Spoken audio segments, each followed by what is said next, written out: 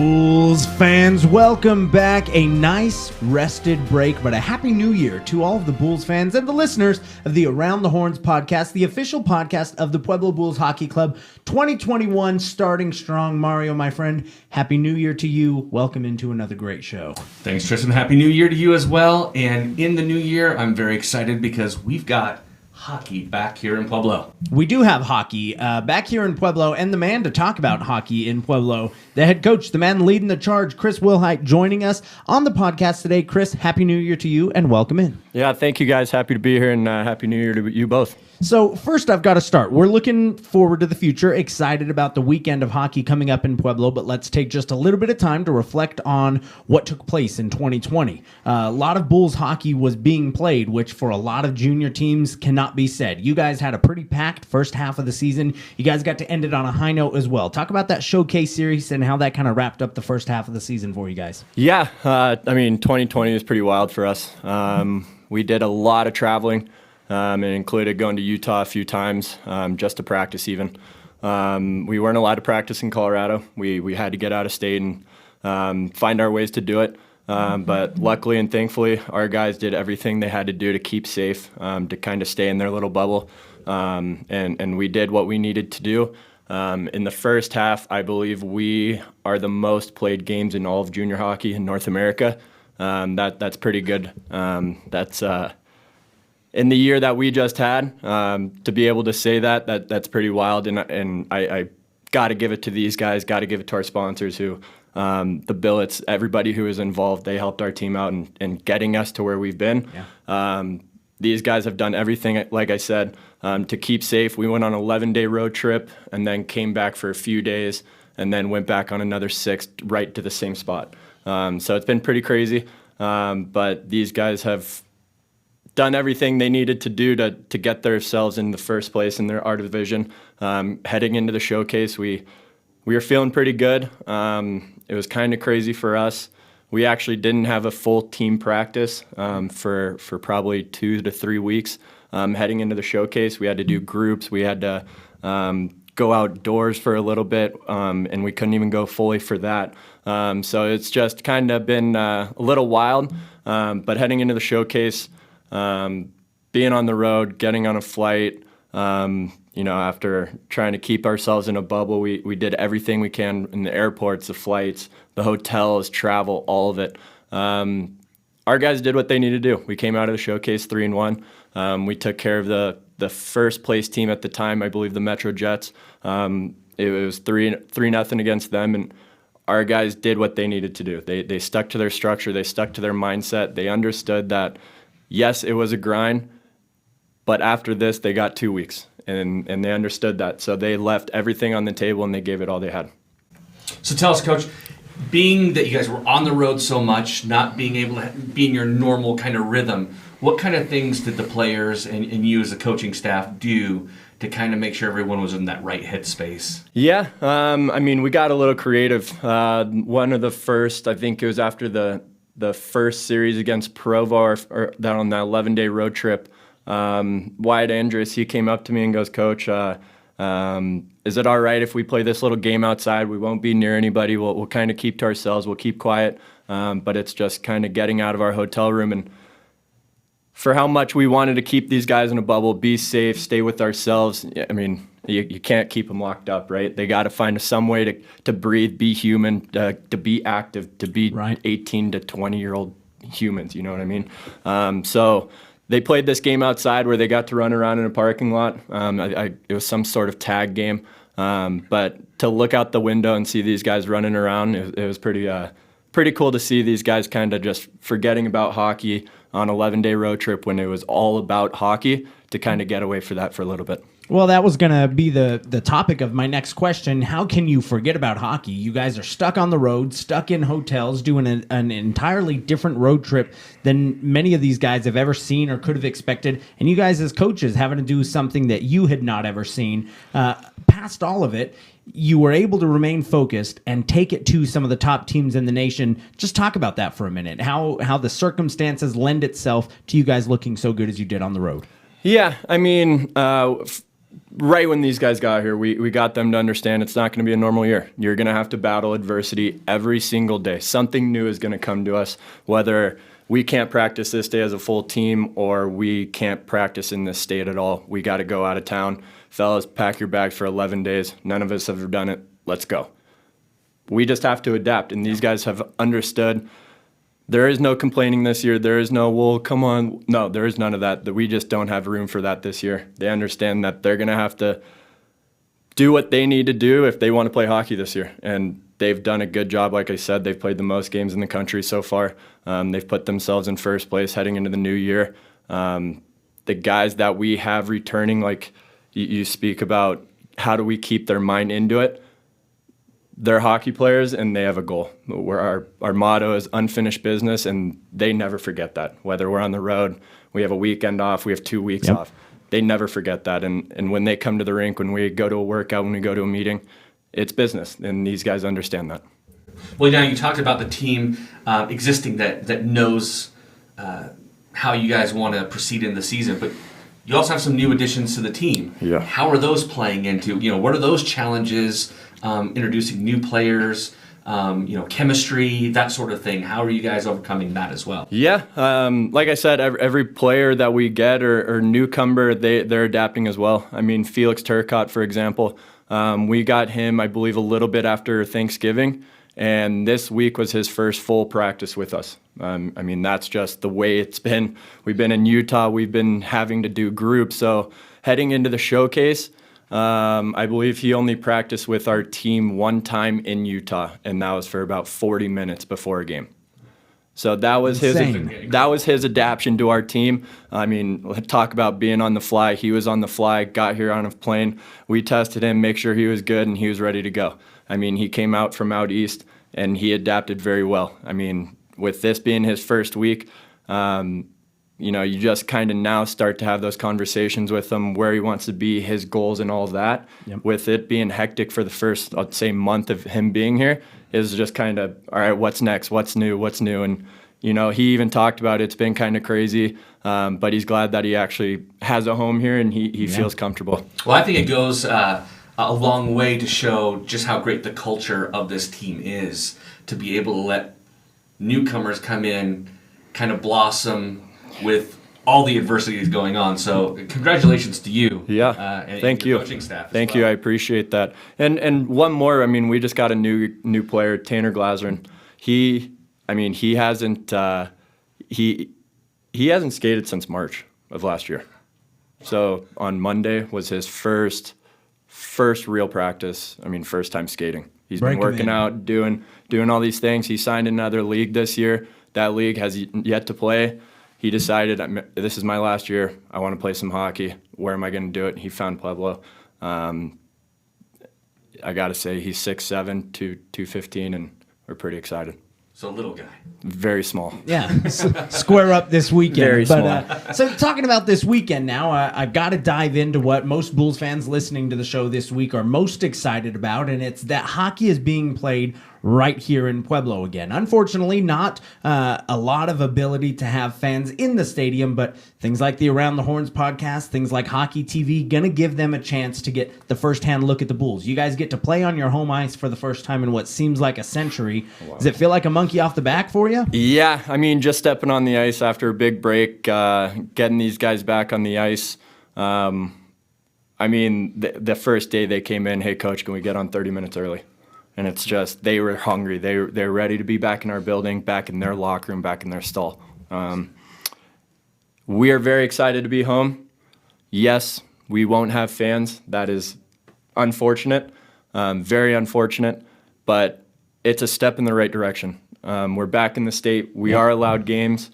As long as it can head in this direction, hopefully by, at some point in this year, get our wonderful fans back in the building and get this place rocking. I know they want to be in there as well. For absolutely, sure. Absolutely. Chomping at the bit. Absolutely. So tell us now, with the coming back to resuming play here in Pueblo, I have to assume that there's been some scheduling shifts going on. Yes. Can you talk a little bit about that without getting too far into the weeds? Yeah, like I said, things change pretty rapidly, but right now we do have This week, we added a game obviously on Friday. That added this week as well. So like I said, things change. But we do have games against them. The Utah Outliers coming up. But heading into February, I mean, it gets pretty wild for all teams in our division. I know we play the Northern Colorado Eagles, which pretty good rival with them. I believe we played them 9 games in a row. And It's exciting weekends. and it talk about a battle of I-25, and it's going to be there. That's a grind for their team, for our team, whether it's there, here. It does not matter when you go 9 games in a row. It's a battle. Awesome. Well, we can't wait to see it. We're hoping that this weekend starts things off right for the Bulls in 2021. Leading your division, coming off of a hot showcase on the road, Chris Wilhite, head coach of the Pueblo Bulls. I thank you for stopping in to talking on the Around the Horns podcast and wish you the best of luck moving forward. Yeah, thank you guys, and like I said, Happy New Year. To the Bulls fans, listeners, we've got a couple of great guests coming up in the second and third period. Stick around, a couple of Bulls studs showing up in no time. Around the Horns podcast. Don't go anywhere.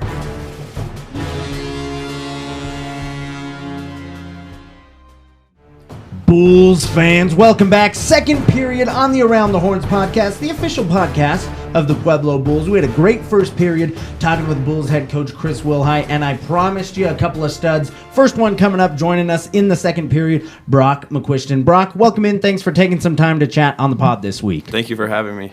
Brock, let's start. Taking a look back as well. Tumultuous year in 2020. Off the ice, but on the ice, you were able to show some pretty sweet skills over the last couple of weeks. You guys worked your way up to the top of your division and took on some of the top teams in the nation and knocked the number 1 team in the league in the nation off. Things have to feel pretty good heading into your first weekend series of 21.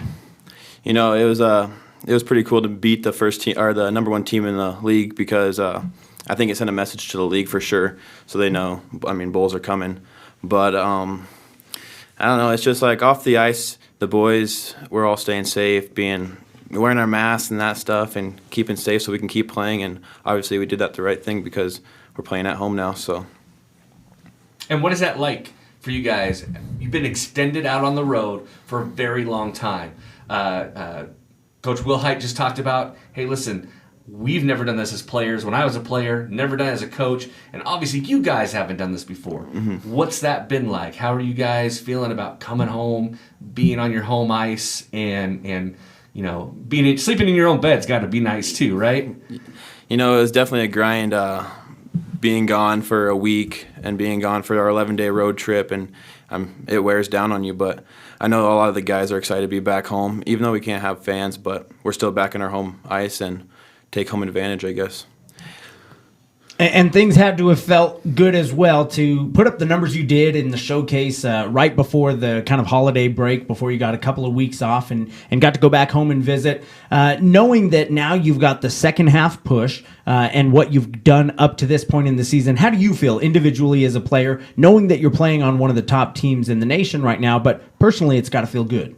I feel blessed. Like, I played here last year, so came from the bottom up, and so it's just great to be where we're at today and playing with just such great guys. They're a pleasure to play with. It's probably the best team I've ever played with in my entire life, I would say. Nice. So now, second year here in Pueblo.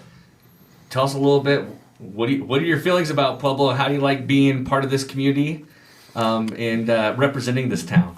I always tell people my best thing about Pueblo is the community. They're always back behind you. They back you up through everything. Last year, like it was saying, being our first year here, it seemed like the community was always behind us, and we had support. And it's just there's a lot of great people here, and I wouldn't want to be in a different town. Well, I know they love you here. So, but now I always ask everybody, from everyone out of town, what's your favorite place to eat here in Pueblo? I'd say I like Adolfo's. All right. I like the breakfast burritos there. Yeah. I like the breakfast burritos there. All right. Billet Brother takes me there a lot. So. Yeah, well, I hope your billet brother is from Pueblo and knows not to take you there after sundown, because that's kind of the that's the danger of a place like Adolfo's. Yeah. But we love you, Adolfo's. Yeah, we do love you. We just are scared of you sometimes. Let me ask you about a couple more things, too. We always ask about the boys on the team, and you form this camaraderie, especially having spent the last year and the good part of this year with the team. You form these friendships, but I'm sure there are some friendly competitions that go on, and it's things like points and who's got the best lettuce on the team and who's got the best hands, and we hear these kind of things pop up, and we've heard your name a couple of times, but I will ask you now, when you've got the spotlight on you, best hands on the team and fastest on the ice. Who is it? I'd definitely say the best hands is probably Javen Billings, and I'd say the fastest is probably Milan. Milan's pretty quick, so. All right. Yeah, I think that's a consensus at this point. Yeah, Milan, we've definitely heard as fastest, but Javen, sneaky. A couple of times people have said, just watch out when Billings gets on the ice. Now, lettuce, obviously, it's a conversation you can put yourself in there with. Are you at the top now? Who's leading the conversation? I mean, I think I do, but definitely Javen. He's got some good, yeah. All right.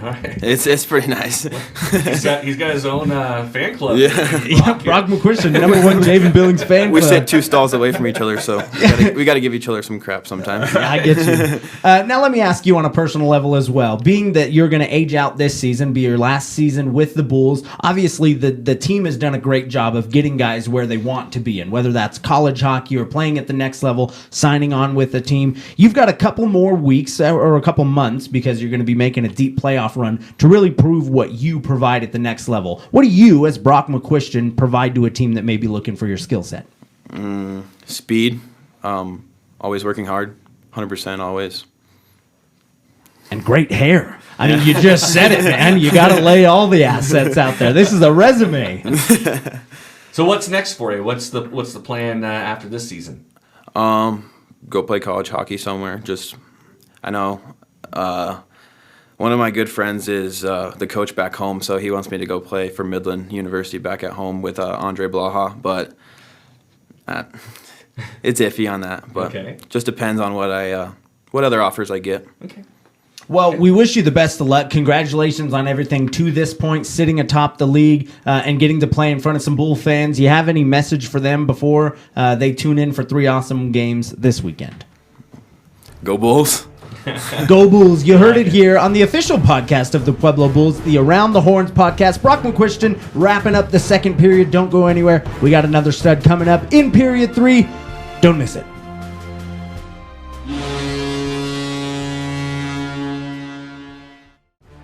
Bulls fans, welcome back. The third and final period of the first episode of the new year. That was a lot of adjectives to get together, Mario. Well done. I'm bringing the A-game to 2021 on the Around the Horns podcast right here, the official podcast of the Pueblo Bulls. We just got done wrapping up a conversation with Brock McQuiston. Now bringing in another Bulls player, number 14, defenseman Kaleb Ross. Thank you for joining us on the show and welcome in. Thank you for having me. Happy New Year to you, first of all. Let me ask you about how last year felt. Off of the ice, obviously a little bit different than any year anyone's experienced, but on the ice, you guys put on a heck of a show for the most games in the nation, it sounds like. Yeah, absolutely. We couldn't do it without our coaching staff, and the effort and time that they put in is amazing. Obviously, we have the most games in North America, and I think we still do, and I think we plan on continuing doing that with ending our season with 52 games. So everything's going good right now. I've got to ask you how you feel as well to this point in the season. A couple of times throughout the show, talking with guys on the bench when you guys were able to play here in Pueblo, your name comes up a lot, and I think you've kind of cemented yourselves as one of those leaders on the defensive side. But Mario and I have also had the conversation of like, man, why is 14 always up in people's faces? That dude is going to get smacked. And then you talk to the coaches, they're like, no, people respect Kaleb on the ice, and you've put yourself out there in your second year with the team. How much different does this year feel than playing with the Bulls in your first season with them last year? Honestly, it doesn't feel different at all. I think this year it's a lot easier to talk to players. A lot of kids see the game how I do, and we respect each other's opinions, and whether we butt heads or not, we take the constructive criticism well, and because we know it's going to just better the team. Well, that leads to my question then. You guys spend a lot of time together on the road. More time than you've ever done before, right? Is it safe to say that? Pretty close, yes. Okay. What's it been like for you? What's that, we keep asking the question. We really want to know what is that dynamic, with all these crazy things in 2020, being on the road, not having things be normal as usual? What's that been like for you on the player side? I mean, it's always interesting sharing a bed with possibly a 6'4" kid, and it only being a full-size bed, but it's been fun, honestly. You've gotten to know your teammates a lot more and a lot more in depth, whether you want to or not. As a team, though, when it comes to team bonding, we've been doing a really good job. Like, we played a game of tag, I guess is how you would say, in that 11-day Utah trip that I and some of the captains made up, and it worked. And we played till about midnight, 1 a.m. sometimes when we had the off day. It's just a fun time, honestly. Road trips I enjoy a lot. Making the most of that time, it sounds like. I was going to say, you got to find something to do when you're stuck on the road in the hotel room for hours on end. But you guys obviously were able to come together when it mattered on the ice, knock off the number 1 team in the country. And there was some talk beforehand that the division you guys played in wasn't that tough because teams like the Eagles and like the teams from Utah were not competing at the level you guys were. You kind of silenced the noise as you went on the showcase trip, shut down the number 1 team in the country. And now I think teams are looking at Pueblo and saying the Bulls may be the team to beat. How good does that feel coming out of that weekend? It feels great, honestly. The team really put together an unbelievable 60 minutes, starting from Blakesboro on the back end and just forwards playing their position, everyone doing a great job. And beating Metro was a big day for us, honestly. I think from now moving forward, we're not really afraid of any team going in. We look forward to the competition, and I know we are all looking forward to play NoCo just because we know Metro beat them, and we have some unfinished business with them, obviously. Well, it's kind of the motto of the season, and luckily, Coach mentioned it, you're going to get them 9 times coming up on the schedule pretty quickly here. Not only is it good for you guys to kind of hash out that rivalry over the next couple of weeks, but it's also one of the best tune-ups because they are a talented team. They bring a lot to the ice every single time, and if nothing else, you elevate to the level of competition when you're taking on the rival. Right. Are there things you guys are prepping for to kind of make sure that is the weekend after weekend after weekend, you can kind of put the foot on the gas pedal and cement yourselves at the top of your division, the top of the league, and make sure that really anything toward a championship runs through Pueblo's ice? Yeah, absolutely. I mean, you said it exactly. We aren't changing much. It's just a playoff mentality through the rest of this year. And going into playoffs, we play a lot of teams consecutively for 5, possibly 9 games, like NoCo. So every goal would be, 4 out of 5 games, 7 out of 9 for these series, and anything less would just be unacceptable for us. All right, second season with the Bulls here in Pueblo. Mm-hmm. Fans want to know, where's your favorite place to eat in town? Actually, it's this little food truck, Papa Mario's. It's grilled cheese.